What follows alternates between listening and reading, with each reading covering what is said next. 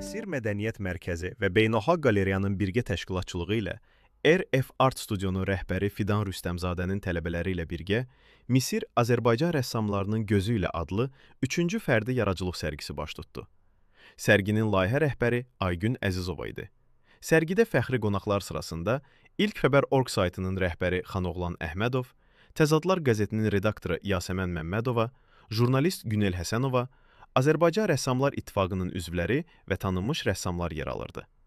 Onların sırasında Azərbaycan Dövlət Rəssamlıq Akademiyasının müəllimi Zinayda Mirzəzadə, rəssamlar Vüsalə Bəkirova, Tatyana Simonova, Dinara İsmailova, Rəhimə Əsədullayeva, Günay Məmmədova və Aygün Kamilqızı da vardı.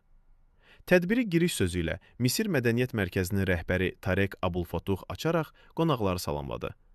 O, Beynəlxalq Qalereya ilə əməkdaşlığın iki dost dövlət, Misir və Azərbaycan arasında mədəni əlaqələrin inkişafına mühüm töhfə verdiyini vurğuladı.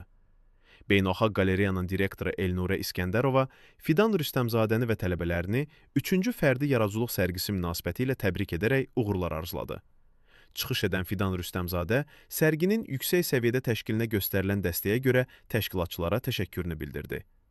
Sərginin özünün və gənc rəssamların yaradıcılığında xüsusi yer olduğunu vurğuladı. Sərgidə 40 nəfər rəssamın Azərbaycan və Misir mədəniyyətinə xas ornamentlərdən istifadə edərək hazırladıqları əsərləri nümayiş olundu. Bu əsərlər iki ölkənin mədəniyyətlərinin sintezini nümayiş etdirərək tamaşaçılara həm estetik, həm də mənəvi zövq bəxş etdi. Tədbir çərçivəsində qonaqlara ənənəvi Misir şirniyyat süfrəsi təqdim olundu. Sonda iştirakçılara sertifikatlar verildi və xatirə fotolar çəkildi.